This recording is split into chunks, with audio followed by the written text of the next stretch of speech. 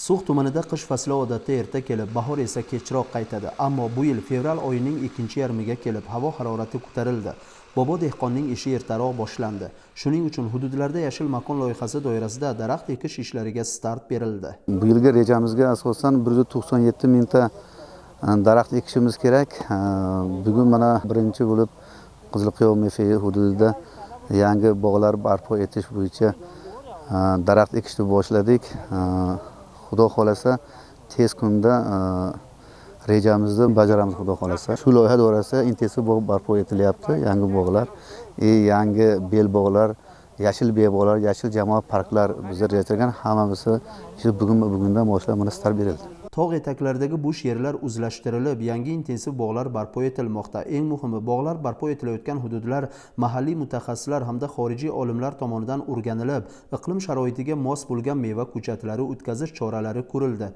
Bugun esa Yashil makon umummilliy loyihasi doirasida So'x tumanidagi Qizilqiyo mahalla fuqarolar yig'ini hududida joylashgan tog' etagidagi 69 gektar bo'sh turgan yer maydonida intensiv bog' barpo etilmoqda va quvonarlisi ushbu intensiv bog' aholiga, ishsiz bo'lgan fuqarolarga bo'lib berilmoqda va bu yerga suvsizlikka chidamli bo'lgan olxo'ri ko'chatlari o'tkazilmoqda. Qizilqiyo mahallasida suv tanqisligi sabab aholi xonadonlarida asosan suvga chidamli bo'lgan meva daraxtlari parvarish qilinadi. Qishloq ahli olxo'ri yetishtirishda katta tajribaga ega. Shu sabab 69 gektar yer maydonida olxo'ri bog'i barpo etilmoqda. Qizilqiyo mahallasida ilgaridan mana shu bog'dorchilik, xullas kalon mana shu olxo'ri daraxtiga ixtisoslashtirilgan. Bu yaxshi natijalar beryapti.